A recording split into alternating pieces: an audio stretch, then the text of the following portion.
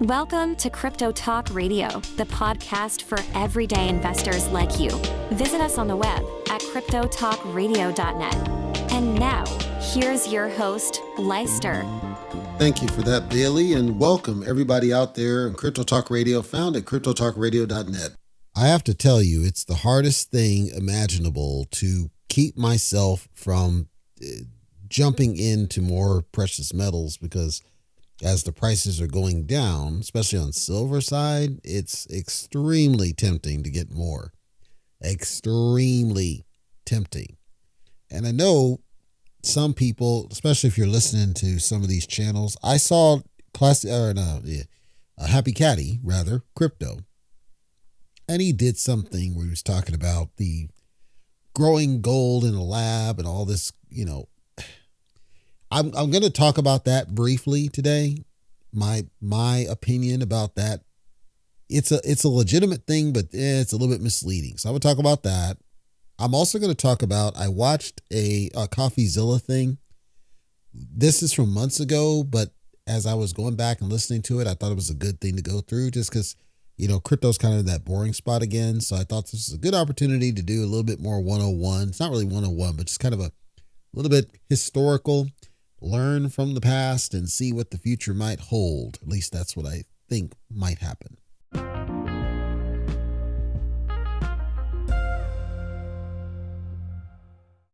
Coindesk.com. We are going to zoom out to the month chart for Bitcoin. However, I might sound like a broken record because I'm going to be giving you a number that's going to sound rather familiar and somewhat of a bit of deja vu.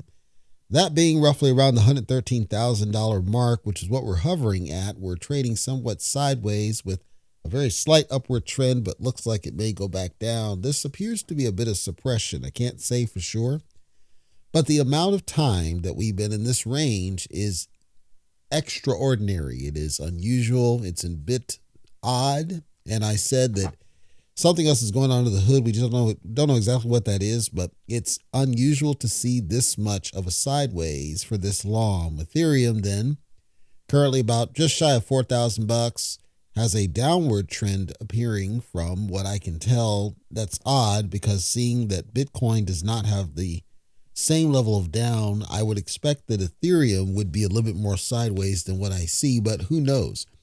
All I can see is that Bitcoin is in a little bit of dire straits. Now, of course, we are in what people keep talking about as Uptober, all the different YouTubers telling you that Uptober is when we run and bull run and all that stuff. Is it possible that we might run up in the next 3 days? It's absolutely possible. I just don't see it, at least not from the graph movement that I can tell. I'm not sure. I'm saying that I don't see it myself. So I'm going to hold and be a little bit skeptical. And we'll see what happens here in the long term.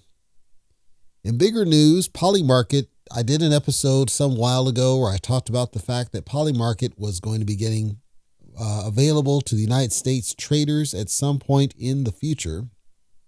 They've given a little bit more information where apparently or allegedly Polymarket is going to be made available to United States gamblers sometime in November. At least that's what they're talking about. Now, of course, you know what was going to happen. Donald Trump took that as an opportunity because I like the dollar. And so Donald Trump's allegedly going to be launching his own prediction market on Truth Social, which Truth Social, of course, I think is crap, but I'll talk about it because you might be on Truth Social. Allegedly, this is a new product called Truth Predict, where it's going to be taking kind of that concept, using the Truth Social deal and allow for trading using crypto.com as kind of some of the backer business here. And allegedly, there's going to be some acceptable parameters through the CFTC to allow pretty much open access to this different utility. Now, I said that Truth Social is crap. The reason I say it's crap is that it basically requires a mobile device. Now, on their site, in their FAQ, it directly says that if you don't have a mobile phone, you send them an email, they'll get you set up. That's not true. I've tried it at least 3 times. They will not set you up if you don't have a mobile device. So in order to access Truth Social, you are required to have a mobile device. Some of you are probably okay with that. I'm not. So just FYI that if you're not a mobile phone user, you will not be able to partake in the Truth Predict. And do I think that this is going to thrive? No. Mostly because those that are older, we remember Trump Taj Mahal, an epic failure, as well as other casinos that Trump's own epic failure. Trump seems to not really be very good when it comes to gambling situations. And I suspect that there's going to be some kind of a breach. I can't say for sure, but I don't have high hopes in Trump's ability or his kids to run another gambling thing because he's been a failure in the past with things related to gambling. Now, he might say that he has nothing to do with it directly. It's just his kids. I don't know if that's the truth. I'm saying that from my lens, I am not necessarily a fan of him in any way getting back into that. And I wish he would not get into it, but here we are. Separately, and this goes to my, the large part of my deal. I had done an update about the Trump token some while ago. And the Trump token, of course, ended up being a pump and dump. And I suspect World Liberty Financial is going to remain a pump and dump. And then I saw the Melania token, and I watched the Melania token, and I thought it was a scam. I honestly did. I didn't realize it truly was an official something. There's a very shady story behind this whole business, and this originated months ago when the Melania token started to pump, because that came out shortly after the Trump token, after it was doing the pumps. And then the crap out happened a little bit later. So I didn't expect much of the Melania token because I thought it was a scam. Somebody was just trying to piggyback off the name. Later, then I learned that, this was actually Melania was in some way endorsing it at least. And so I dug a little bit deeper, and I didn't think it was going to go anywhere, and it indeed did not. Here's kind of the shady business with this. Hayden Davis, who is kind of in the center of all this thing, he wasn't the only, but he's kind of the center of this. He ran a crypto capital firm called Kelsier, I think it is, Labs, and a bunch of other people. And then there was a different garbage token, M3, which I'd never heard of. That same thing, pump and dump type deal. Meteora, which is an exchange. I believe that's Solana based. The co-founder of that exchange is part of this. And allegedly they had somehow convinced Melania to stamp her name on this. Now, this goes to that Hawk Tuah crap where I said, she doesn't know anything about crypto. There's no way she does.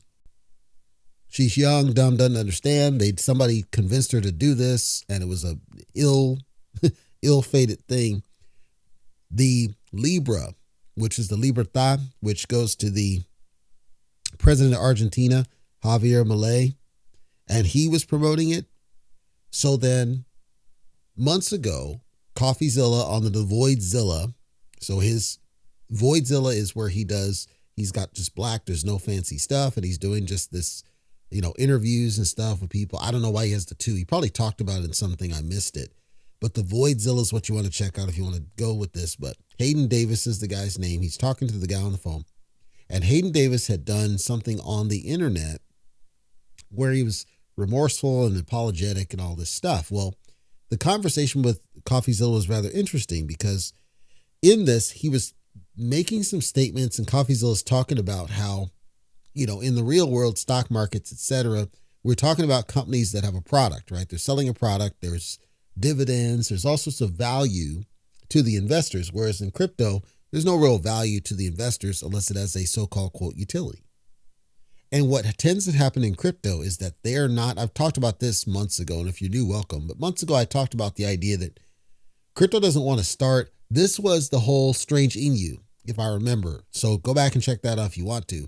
Strange Inu was essentially a pump and dump scam where they rug pulled it after the fact, and Believes had shilled it, and so did some others. And I said that, what does this do, right? Nothing. And why are all these influencers, KOLs, they call them, why are they all getting on board? What is it about this thing? There's nothing there that's compelling. There's nothing here. It doesn't do anything, right? Cult DAO, it doesn't do anything. Satama at the time didn't do anything. Terrarium didn't do anything. None of them do anything. And I said that the flaw of crypto is that a lot of them don't want to start with utility. They want to start with community. They want to drum up the hype, get a whole bunch of people interested, and then do a utility later. Like even to this day, Floki doesn't really have a utility. It's still kind of wishful thinking. Kuma Inu is essentially dead. Look what happened with SHIB. Yes, SHIB can be used as currency in some places, but beyond that, what the hell does it do? Nothing. It's just hope. It's hopium. Leash is a scam. Bone is crapped out. You'd go on and on and on, and there's very few that actually have a true utility. Just having a blockchain isn't utility. So the technology is what some of them are kind of banking on as utility. Look at BlockDAG, right? They're talking about all these things that they're going to do, but they don't exist yet. Right now, it's all community and hopium that they're banking on to get them by. So this Hayden Davis is talking about, and he asked the question kind of hypothetical, but he's saying, in this space, how are you supposed to make money otherwise than sniping or, that's basically how you're making money is your value transfer is kind of preferred. The idea that somebody's going to buy in, somebody's going to sell. That's the way it works. That's the way all crypto works. I don't care if it's Bitcoin on down. This is true. All of that's true. Coffeezilla is saying, well, yes, that's true, but you got to look at how the difference in a meme, which is literally does zero. It doesn't do anything at all, and you're just basically ripping people off. He didn't say that. That's kind of my transference. But then Hayden's coming back and he's saying, no, look at even Bitcoin. And Hayden said what I've said, which is Bitcoin's value is simply because some people said it has that value. It doesn't really have an intrinsic value. It's people saying it has that value, which is true. All of crypto's that way. That's why I said I have an update, and it goes back a ways, but the image is the Emperor's New Clothes, where I said, what is cryptocurrency? And I said, there's nothing there. There's nothing really fundamental to crypto. Any of the cryptos, none of them really have it. Many have tried, but they do it after the fact because, and Believes has talked about this, the vast majority of them aren't coming in with money to build something. That was what was unique about Hedera, H-bar, which I looked at, and it's backed by some very big players. And I was looking at that one to see, is there something that this could do that the rest of them could not pull off? Tron is another one. Is there something it could do that the others couldn't pull off? Internet Computer talked about it. I don't know that they ever succeeded. On and on, that the various cryptocurrencies never start with a true utility fresh out the gate, which costs money. You have to invest up front and then recoup it because that's how real business works. In the real world, they're creating a product either out of their pocket or on loans or whatever, venture capital, something. They're creating a product, they're creating utility, they're bringing it to market, they're putting a price on it, they're generating demand on a product. The stock and stuff happens later after they've already established that they bring some value to the table. And the argument between these two, Coffeezilla and Hayden, is no, crypto's not like that. Crypto doesn't have that foundation. Crypto doesn't come with a product. Crypto doesn't come with a value. It's all people talking about the value and talking about the price, and then somebody buys in and somebody sells. And it's just value shifting. You're just essentially sniping, right? That's what it is. So Hayden was talking about his whole deal with this, and I think it was the Libra token specifically, and to a lesser degree, Melania. He didn't openly talk to a degree about that one because he said he was in danger. It wouldn't surprise me because he said he's sitting on $100 million off this Libra fiasco. He said the Libra did not rug pull. He said that the Libra did not fail. There's money still available. He just doesn't know how to get it to people to make it right. He's sitting on it in wallets. And then Coffeezilla is talking about how those wallets were connected to snipers on the Melania token. And that's where he was. And then this, Greg Portnoy, whatever his name is, this idiot, right? That he was newish to meme trading and he acts like a mark, right? And apparently Portnoy had said that this Hayden dude reimbursed him because he had bought in, I think it was the Libra token, that Portnoy knew about it and was able to get in, but he didn't get in like super early. He got in at a point, lost millions, and that Hayden had reimbursed him personally. Hayden denied that. He said, no, it was a wallet that I have access to, but it wasn't my personal funds. So then the two of them are not consistent. Just shady shit all the way around. But then he says they were talking about something that resonates with me very strongly, which is this, again, idea that crypto does not have any sort of intrinsic utility or value. It's just value shifting. You're just shifting money from A to B. And the memes are nothing more than gambling. Hayden actually straight said it's basically gambling. How else could you make money? This is the only way you can make money is by this trading. That's all crypto. Everybody has to do that because there's no other way. Coffeezilla didn't say the one thing I was hoping he would say and probably didn't think about it at the time because I know he knows it. I did an interview way back where I was talking, and I've talked to at least 2 people who were there when, Bitcoin first became a thing, right? And the truth is that cryptocurrency was never meant to be traded for fiat in the first place. That was never the intent. The intent was never, go back and you can look at the episode, Mr. Sigala, Scigala. Great interview with somebody that was there. And he was explaining kind of what the intent was and the spirit, and that we shifted away from it over time. But the spirit, the intent was that it would be basically a tradable asset that didn't need fiat equivalency. It had its own intrinsic value as a tradable asset. And we veered away from it when it got paired with fiat. And by pairing it with fiat, it created this artificial value that we now are tussling with.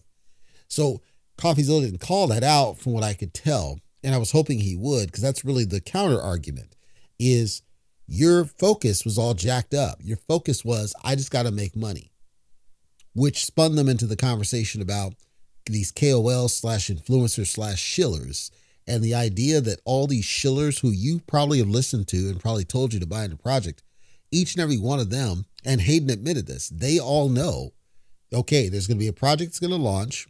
We're going to have this many tokens. This is the date that we're going to launch and release the tokens. Chances are those might have had tokens in advance, because that's how those influencers are making money, is to essentially dump on you.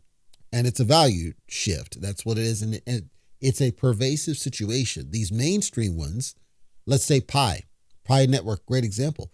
Pi Network has a pre-sale. It has a token lockup. People are pissed off because the tokens are locked up.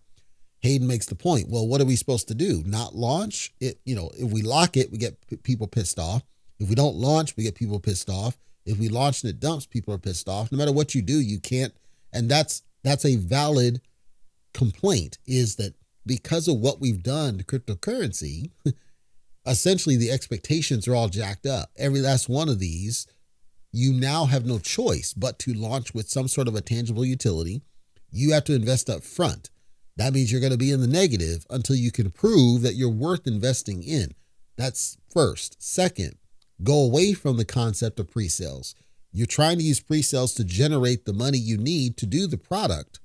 Well, that's gambling by your own admission. You're essentially gambling, especially with the memes. You're essentially gambling and rolling the dice that it's going to be something, or that it's going to make you some money. And that's what it's turned into, is a glorified casino.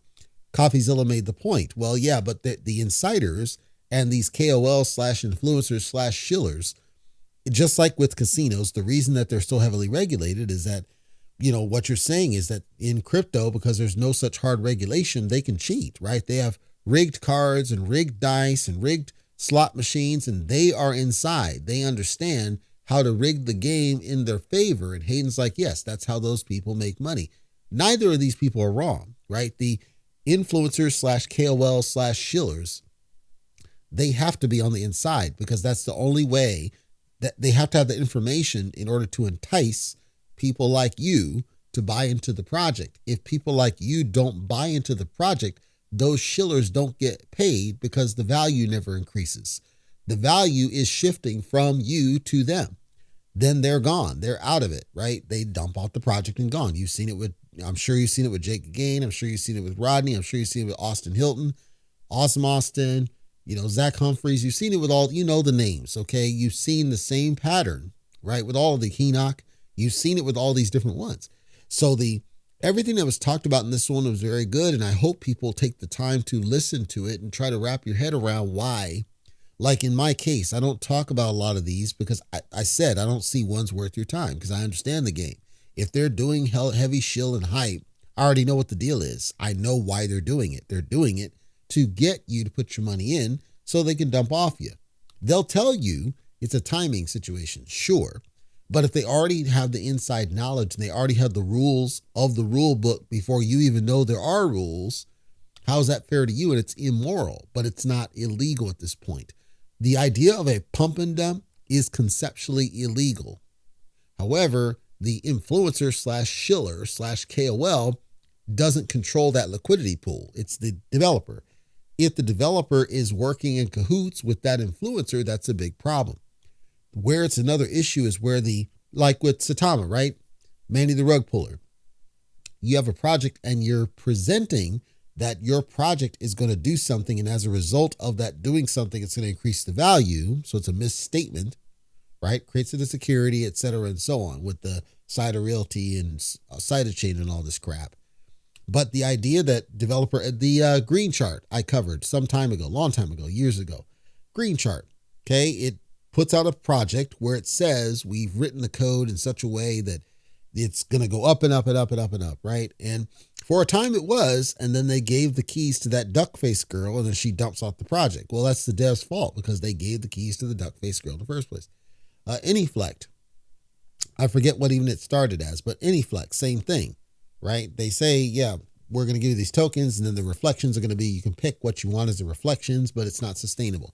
Saitama V3, why do you care? It's all volume anyway, dude. Same thing. If the dev misrepresents what's going on, they're cheating you is what's happening. Now you fast forward to something like a block DAG, right? And I've said, you got to hold on what they say, and you can't listen to marks who are telling you opposite. You got to listen to what the team says and hold them to that, because all they're doing, the money's locked up. You don't have a choice. If you gave money due to misrepresentations of a nature like the Dortmund or that kind of stuff, they're misrepresenting what it is, and they're going to get in big trouble, right? This is the same kind of concept, but all crypto does it. I've said all crypto does the same thing. You can go down the list. All crypto does the same thing. The big ones that are already established, it's harder to rip off. Because like Bitcoin, there's no devs. Sure. Doesn't mean you can't get ripped off. The exchanges, ultimately, they control the price.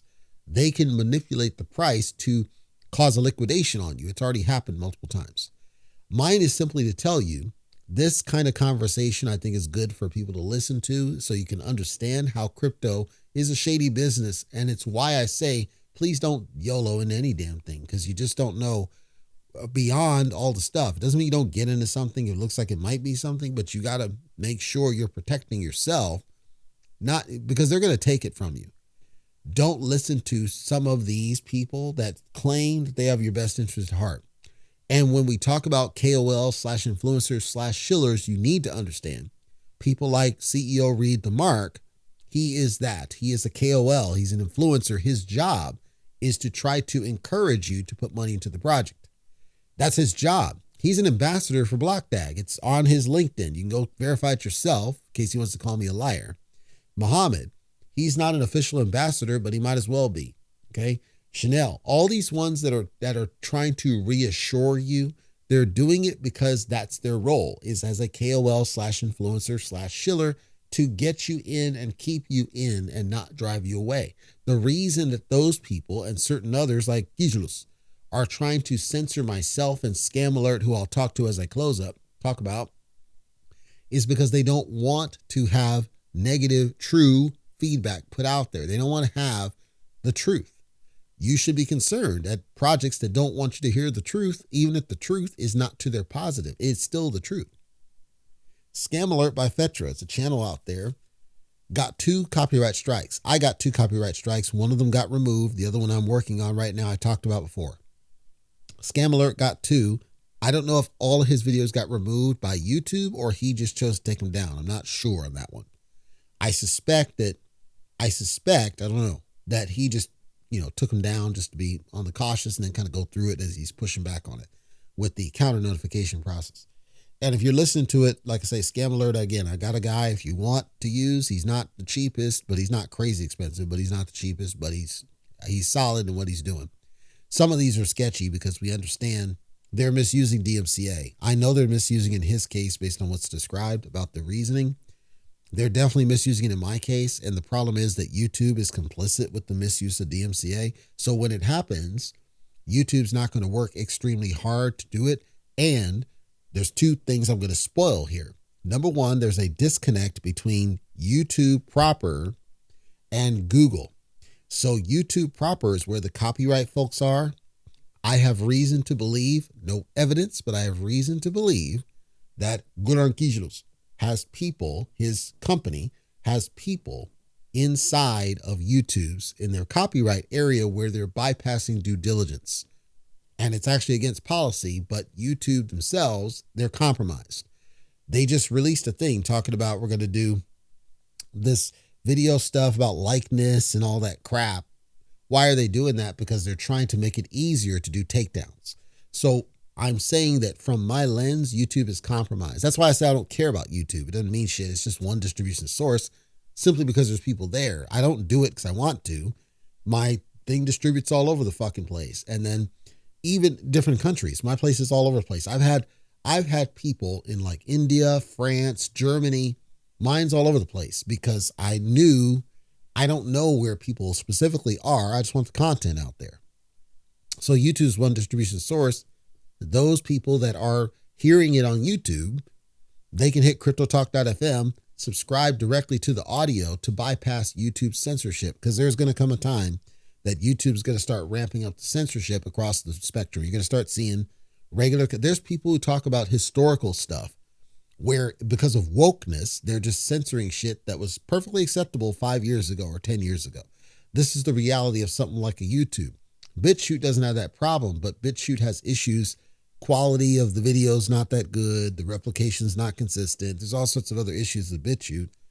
Rumble's got its own issues. Odyssey is a piece of crap. Like it's starting to get very difficult for some of these. So I'm just clarifying and verifying for everybody so you understand. YouTube is one distribution source. There's people out there on YouTube that prefer YouTube, and we understand, but you need to be clear. At some point, things are going to start getting taken down because that YouTube is actively doing that, and it's going to get worse before it gets better. So for Scam Alert, like I said, hit us cryptotalk.fm, hit the contact form. We're happy to refer a guy if it's something that might help you. He's not cheap, but he's not crazy expensive either. I think for the work that he has done so far for us, I think he's really good. And I'll let you know if the second one gets taken away. The reason I distinguished YouTube versus Google, the YouTube side is doing everything they can not to follow the DMCA process to restore the work under the counter notification. And that may be what Scam Alert's running into is my guess. I don't know for sure. But the YouTube side, I have no confidence or trust in them whatsoever. I think they're all internal crooks and scammers and fleece, people. I think they're shit. However, the Google side, which is the partner connection, the Google side, it appears like they can intervene when there's situations that's not working correctly. And so I suspect, my theory, because your process goes through YouTube, it doesn't go through Google. I'm going through Google on other situations, and that seemed to get more traction. So like the one that got restored, that went by way of Google. And then all of a sudden everything was good because they saw there's no basis in this one. You didn't submit it right. So I'm going to be, if this with the attorney doesn't work for the second one, because it's crap too, I'm going to do the Google route again and see if I can get the second one restored. If it does, I'll do another update for you just to see if it helps you out as well. Because we need to have the critical content out there for people. Mine's all over the place, so I'm not worried about YouTube. But yours, you're on YouTube and you're a growing channel. It's bullshit for people to, have your stuff taken down, especially when they're not following the spirit of the law. And of course, you got the marks and the block tag investors people who are complicit in that shit because they're not speaking out about it. We know what that is. It's possible Muhammad might have even been a contributor to what's happening. Can't prove it. I'm saying that these are the things that when you are marks and you are complicit with this kind of shit, that we have to look in deeper what it is. In closing, I'm really, it's hard for me not to buy more precious metals. It really is. Fortunately, mortgage is due. I got some contractor work happening. So that's going to eat up some money. That's keeping me honest and keeping me from buying some of this stuff. But these dips are kind of irresistible. And I may have to bite the bullet and put on some credit or something. I really don't want to do that. I am really excited about the potential of silver. I'm not potentially excited about crypto, at least not yet. Probably next year. But in the short, I am watching and mindful about these opportunities to run up. I just don't think it's going to happen in the near term.